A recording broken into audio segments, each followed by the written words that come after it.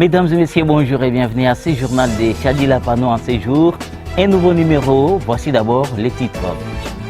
Tête à tête entre Félix-Antoine Tshisekedi Tshilombo et Martin Fayulu, le vérité tombe en vue de sauver la République démocratique du Congo. Première assemblée générale des mutuelles de solidarité.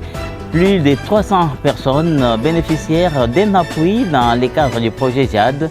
C'est à travers l'ONG Femmes Main dans la Main pour le développement intégral. En sport, nous allons parler de l'AS Saint-Luc de Kananga qui a été écarté de la Coupe du Congo, 59e édition après avoir chuté devant la formation de GESCOL 0 but contre 2. Voilà tout pour les sommaires, détails soupés. Une fois de plus, bonjour. Je le disais tout à l'heure, l'opposant congolais Martin Fayulu a rencontré ce jeudi 5 juin 2025 le président de la République Félix-Antoine Tshisekedi Tshilombo au Palais de la Nation. Un échange inédit entre les deux figures majeures de la scène politique congolaise marqué par un appel fort à l'unité. Le leader de l'opposition a proposé une initiative de rassemblement national pour faire face aux multiples défis qui secourent la République démocratique du Congo. Pour Martin Fayulu, cette démarche devrait passer par une initiative d'un dialogue incluant les principales forces vives du pays. Il a notamment appelé Tshisekedi à rencontrer les représentants religieux, citant nommément la SENCO et l'Église du Christ au Congo, qui travaillent sur un projet de pacte social visant à rétablir la confiance nationale. Suivons ce reportage de nos amis de la présidence. J'en appelle à un sursaut d'honneur et de responsabilité. Je veux vous voir. 72 heures après sa demande publique et la réponse du chef de l'État, la rencontre tant souhaitée a eu lieu ce jeudi au Palais de la Nation. Visiblement détendu, crâne bien rasé et tiré à 4 épingles, l'ancien candidat à la présidentielle 2023, Martin Fayulu, a monté les marches les unes après les autres du Palais de la Nation jusque dans la mythique salle des ambassadeurs. Le président de la République. C'est par ces chaudes accolades que le chef de l'État a ouvert son entretien à cœur ouvert selon ses propres termes avec son hôte. Pour cette rencontre, les leaders délécidés et coordonnateurs de la Mouka étaient accompagnés de son premier cercle, à savoir Devos Kitoko, Prince Epenge, Alex Ndende et Chantal Moboni. De son côté, le chef de l'État était assisté par son directeur de cabinet adjoint, son conseiller spécial en matière de sécurité et du coordonnateur du conseil présidentiel de veille stratégique. À l'issue de près de 2 heures d'échange, le patron délécidé a répondu aux questions de la presse en annonçant sa solution face à la menace de balkanisation. Nous n'avons pas 36 solutions. Nous devons créer un camp de la patrie.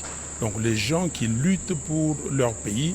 Et donc pour cela, avec toutes ces crises que nous avons, crise sécuritaire, crise sociale, crise politique, la solution c'est un dialogue.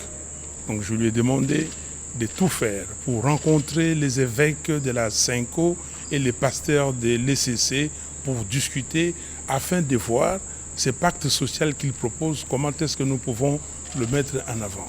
Donc il m'a compris et il va donner sa réponse très rapidement. Vous parlez du camp de la patrie, et si la patrie exigeait que vous soyez vous-même un acteur, vous êtes prêt aujourd'hui à rejoindre les institutions pour qu'ensemble vous puissiez justement cogiter pour trouver des solutions? Ce point-là n'a pas fait l'objet de nos discussions. C'est depuis la rencontre de l'opposition à Genève en 2018 que les deux personnalités avaient rompu leur collaboration. Depuis lors, le chef de file délécidé est devenu un farouche opposant au président Félix Tshisekedi. Cette rencontre du Palais de la Nation fera peut-être passer le duel en un duo pour l'intérêt supérieur de la nation. Toujours en politique, le secrétaire général de l'Union pour la démocratie et le progrès social IDPS, Augustin Kabouya Mwanaboute, est arrivé à Kananga dans la soirée du vendredi 6 juin 2025. Il a été accueilli non seulement par les militantes et militants de l'Union pour la démocratie et le progrès social IDPS, mais aussi par les membres des partis politiques de l'Union sacrée de la nation. Dans un meeting tenu sur le terrain de l'association sportive Saint-Luc, Augustin Kabouya a prêché pour l'unité et la vigilance au sein du parti. Soleil Ntumbamou Fike pour le reportage. Il est 17h30. Le jet privé transportant le président d'intérim et secrétaire général de l'UDPS a atterri sur le tarmac de l'aéroport de Lungando. Augustin Kabouya Mwanabuta, alias AK-47, reçoit un accueil chaleureux et inattendu de toutes les couches de la population centre-kassaïenne ainsi que de militantes et militantes du parti au pouvoir UDPS. Ceci est un appel à une mobilisation sans faille du sénateur Jean Tshisekedi Kabasele, surnommé Petit Béton par sa base. Cette démonstration de force coupe court ainsi au débat de la légitimité de AK-47 à la tête de l'UDPS. Prenant la parole, l'honorable Augustin Kabouya Mwanabuta a invité toute la population en général et les UDPSiens à collaborer avec les institutions ainsi que le service de sécurité. Ici, il apporte tout son soutien à l'actuel gouverneur de province, Joseph Moïse Kambouloum Konko. Ils m'ont fait la guerre parce qu'ils sont venus me dire de ne pas soutenir l'actuel gouverneur Joseph Moïse Kambouloum Konko. Et moi je leur avais dit, il a été élu par le peuple. Il doit travailler pour le développement de la province. Nous devons tous les soutenir. Soutenez aussi tous les services de sécurité. Devant fils et filles, toutes tendances politiques confondues, l'honorable Augustin Kabouya Mwanabuta n'a pas lié sa langue pour éclairer son public sur les fondeurs des troubles au sein du parti. Je n'avais pas voulu que les sangs des centres kassaïens puissent couler. Il y a eu des Poulouna qui sont venus ici vous dire des mensonges. Jusqu'à preuve du contraire, selon les statuts de l'UDPS, je suis l'unique et le seul qui engage le parti. Nous ne devons pas être divisés. Soyons unis pour soutenir ainsi notre chef de l'État Félix Antoine Tshisekedi Tshilombo qui a beaucoup de choses à réaliser au Kasaï central. AK-47 n'a pas hésité un seul instant de saluer les efforts de son émissaire Jean Tshisekedi Kabasele qui a préparé avec satisfaction totale son accueil à Kananga. Il faut noter que l'arrivée d'Augustin Kabouya Mwanabuta à Kananga vient ainsi mettre fin aux spéculations au sein de ce parti présidentiel qui véhicule les ennemis de l'UDPS pour des intérêts personnels. Rendons-nous au Kasaï oriental, à Mbujimaï plus précisément, où les conditions de détention sont plus que dramatiques pour les enfants en conflit avec la loi d'ethnie à la prison centrale de Mbujimaï. Depuis l'écroulement du mur séparant les pavillons pour adultes de celui des enfants. Ces derniers passent des moments difficiles dans cette maison carcérale, dans cette promiscuité. Certains prisonniers abusent de ces enfants. Face à cette situation qui frise une violation des droits des enfants, le président du tribunal pour enfants du Kasaï oriental à Mbujimaï appelle le gouvernement ainsi que ses partenaires à intervenir le plus vite que possible dans l'intérêt supérieur des enfants. Le magistrat Joseph Kibonge est au micro et à la caméra de notre confrère permanent à partir de Mbujimaï, Franck Bambi. À mon entrée en fonction, j'ai trouvé les conditions d'hébergement des enfants à la prison centrale de Mbujimaï ne sont pas très bonnes. Le pavillon qui avait été consacré pour l'hébergement des enfants au sein de la prison n'est pas en état de recevoir les enfants parce qu'il y a un mur qui avait écroulé et qui jusqu'aujourd'hui n'a jamais été reconstruit. Nous sommes en train de mener des démarches auprès des autorités provinciales et même nationales, ainsi qu'auprès des partenaires pour nous reconstruire cette prison, mais jusque-là, nous avons l'espoir que ça sera reconstruit un jour et que les enfants seront en placement convenable. Nous sommes en train de solliciter votre vraiment volonté, votre sens élevé de la protection de l'enfant pour nous construire le mur du pavillon des enfants qui se trouve à la prison centrale. Nous sommes convaincus que quand vous allez suivre ce message, vous allez vraiment y répondre de manière prompte et le plus rapidement possible parce que la situation est très dramatique. Les enfants ne sont pas dans de très bonnes conditions. C'est comme si, apparemment, nous sommes en train de sacrifier les enfants alors que nous n'avons pas ce droit-là. Voilà pourquoi j'en appelle à toute personne de bonne volonté, les partenaires du gouvernement qui peuvent avoir cette volonté de venir nous construire ce mur.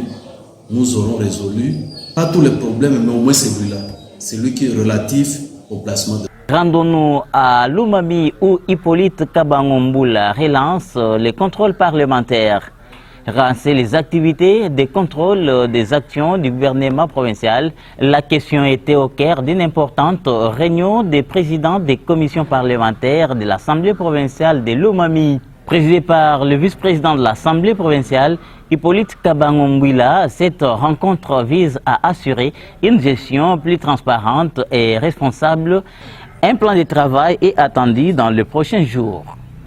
Écoutons à ce sujet le vice-président de l'Assemblée provinciale de la Lomami qui s'exprime au micro de notre permanent à Lomami, Sylvain Fizé Moukadi. Depuis ma prise de fonction, j'avais dit nous allons œuvrer pour intensifier les contrôles parlementaires qui est l'une de mes missions réglementaires suivant notre règlement intérieur. Alors j'ai tenu en premier lieu à inviter dans une séance de travail tous les présidents des commissions permanentes de notre Assemblée provinciale. Et on était là avec la commission ECOFIN, la commission IRED et la commission PAG. On a essayé de discuter sur les modalités pratiques et j'ai pu expliquer aux collègues présidents des commissions la politique du bureau sur les contrôles parlementaires. Ça a été une très bonne réunion parce que nous avons discuté, nous avons échangé des idées par rapport à comment nous allons aborder les dits contrôles avec les services de l'État et les différents membres du gouvernement provincial. Parce que notre rôle en tant qu'Assemblée provinciale, c'est de pouvoir légiférer, mais aussi contrôler le gouvernement provincial. Mais les commissions qui sont les permanentes, qui sont mises en place dans une assemblée, sont là pour conseiller, encadrer et contrôler aussi les différents ministres, les gouvernements provinciaux et les services publics provinciaux. Alors, après cette réunion, tous les présidents ont pris l'engagement maintenant de relancer cette activité-là, de pouvoir nous présenter dans un bref délai un canevas d'activité et chaque ministre pourra répondre pour qu'on sache exactement qu'est-ce qui a été fait, quelles sont les ressources qui ont été engagées, quand on parle des ressources, on parle des ressources matérielles, financières et humaines qui ont été engagées dans ces travaux-là et quels sont les projets financés par les partenaires qui sont déjà amorcés, quels sont les projets qui sont en cours. Deuxième partie de ce journal. Plus de 40 mutuelles de solidarité ayant un maximum de 317 femmes et 9 hommes ont été présentées dimanche 1er juin dernier par l'ONG Femmes Main dans la Main pour le développement intégral. C'était au cours de la première assemblée générale de ces mutuelles organisée dans l'enceinte même de cette structure. À cet effet, les femmes bénéficiaires de ces paquets de réinsertion socio-économique par FMDI qui a joui du financement du Canada à travers le PNID ont exposé différents produits selon leur domaine d'intervention. D'après Nathalie Kambala-Loussé, directrice générale de FMDI, cette activité s'inscrit dans le cadre du projet JAD. On écoute Madame Nathalie Kambala-Loussé sur Chadi Lapano.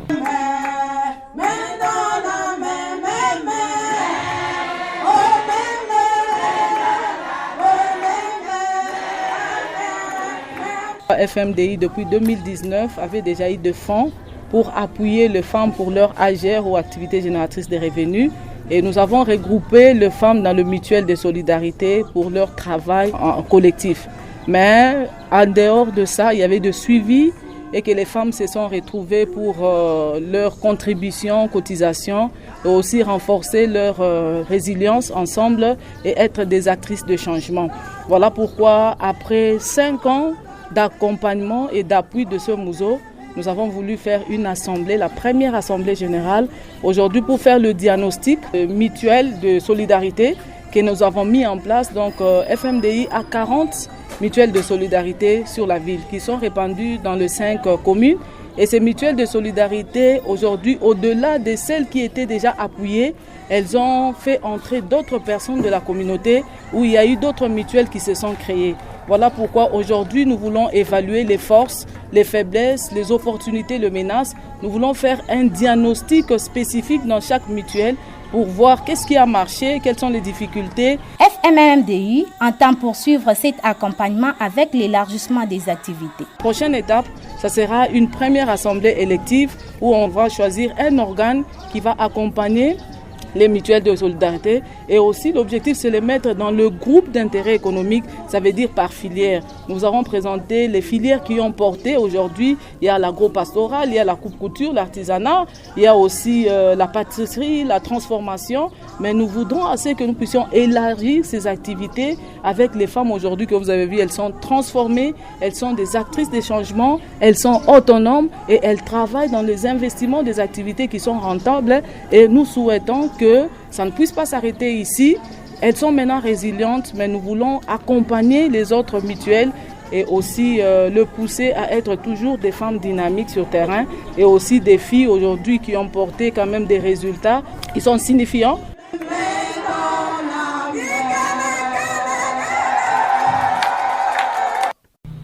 Kananga toujours, les femmes veuves et filles d'Nganza ont été sensibilisées mardi dernier sur la mutualisation de cette catégorie de personnes pour leur auto-prise en charge. L'activité est organisée par la femme leader politique Hélène Bilonda, Soleil Ntumba et Jean Cagnogno. Reportage.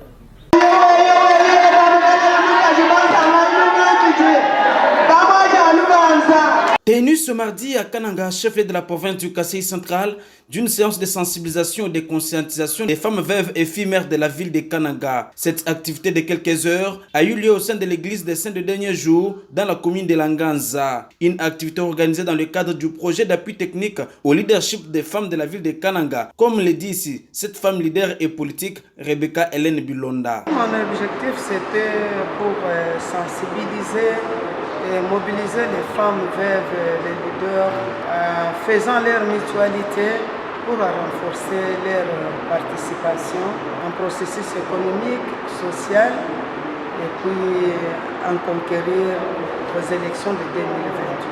Selon toujours Madame Rebecca Hélène Bilonda Mujinga, ces projets visent à mutualiser des groupes de femmes veuves et de filles mères pour renforcer leur participation au processus économique, social et à concourir aux élections de 2028. Nous avons posé avec les femmes pour que ces femmes ici puissent se connaître leurs valeurs dans la société. Et surtout au point des femmes veuves qui ont toujours l'habitude ou bien l'acte de manger, marcher sur des routes, aller demander n'importe où. Nous les avons conseillés, donné des conseils sur leur comportement parce qu'en marchant comme ça, elles sont en train de bafouer leurs valeurs dans la société. Qu'elles puissent un peu revenir, se prendre en charge, c'est-à-dire faire des petits groupes de mutualité, donc de link avec des histoires comme ça, elles peuvent avoir un petit rien au moment portant et s'entraider. Il faut noter que plusieurs moments forts ont marqué cette activité. C'est notamment les interventions de certaines femmes et actrices de la société civile ainsi que d'autres personnalités importantes.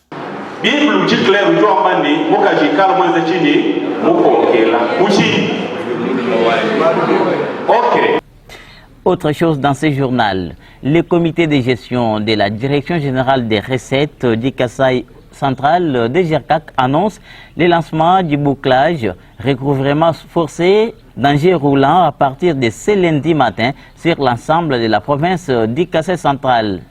L'annonce a été faite le week-end dernier après une caravane motorisée effectuée dans presque toutes les 5 communes de la ville de Kananga. Le directeur général de cette direction générale des recettes du Kasaï central explique cette démarche au micro et à la caméra de Jean Cagnogno. Au jour d'aujourd'hui, nous voulons clôturer déjà cette période de sensibilisation pour passer à l'acte. L'acte, c'est quoi? C'est le bouclage déjà forcé de tous les engins roulants. Donc, tous les engins roulants qui ne sont pas en ordre avec les impôts et taxes, nous serons sur la rue les lundis déjà. La DGCAC va commencer son travail pour empêcher tout celui qui n'est pas en ordre par rapport aux impôts et taxes de ne pas utiliser son engin roulant. Voilà pourquoi Nous ne voulions pas que les gens soient surpris de notre présence déjà dans tous les artères les lundis.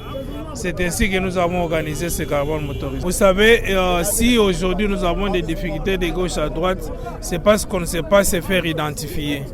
La première possibilité qu'on a de pouvoir identifier tout utilisateur d'un engin roulant, c'est sa plaque.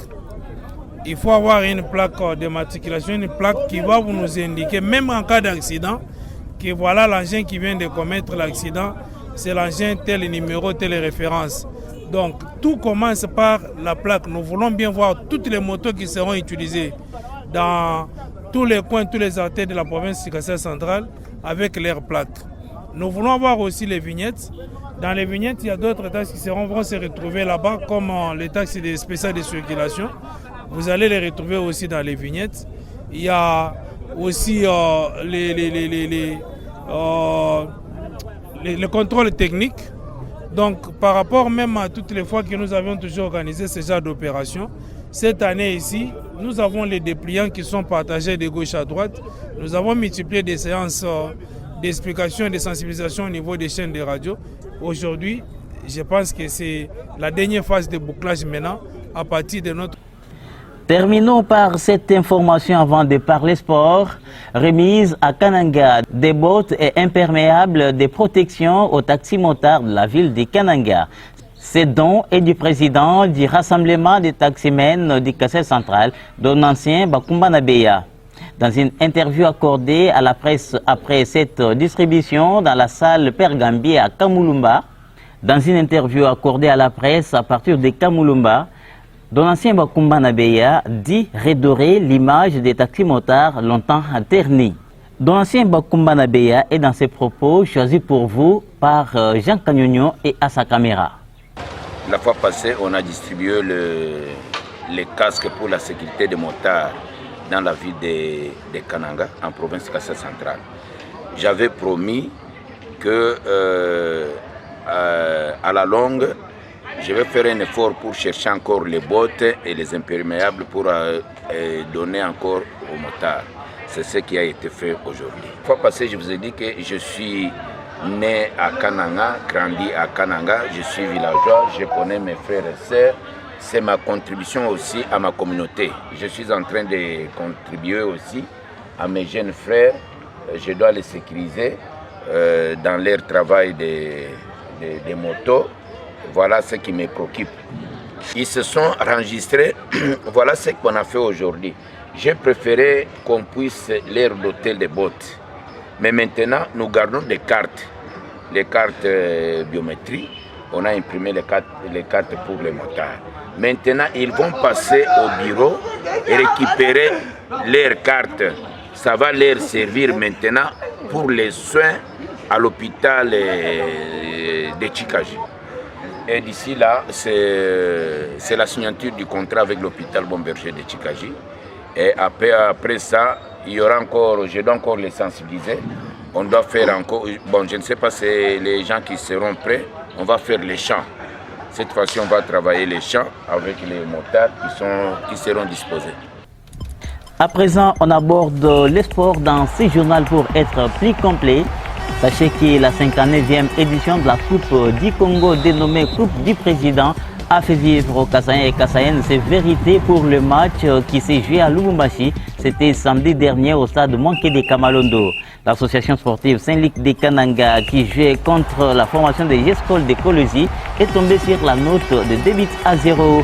Les rouges et blancs de Kananga sont donc éliminés et les Kasaï occidental a moins de chances d'être représentés à la prochaine phase de cette compétition.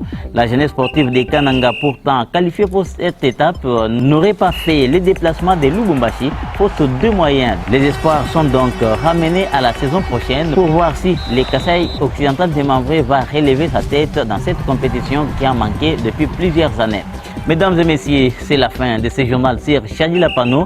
N'hésitez pas de vous abonner, aimer et partager nos productions. Vous ne serez pas déçus sur votre chaîne La Pureté de l'Information. Merci à toute l'équipe rédactionnelle, notamment Rit Kayoa, Soleil Ntumba Moufike, Jean Kanyonyo. À la prochaine.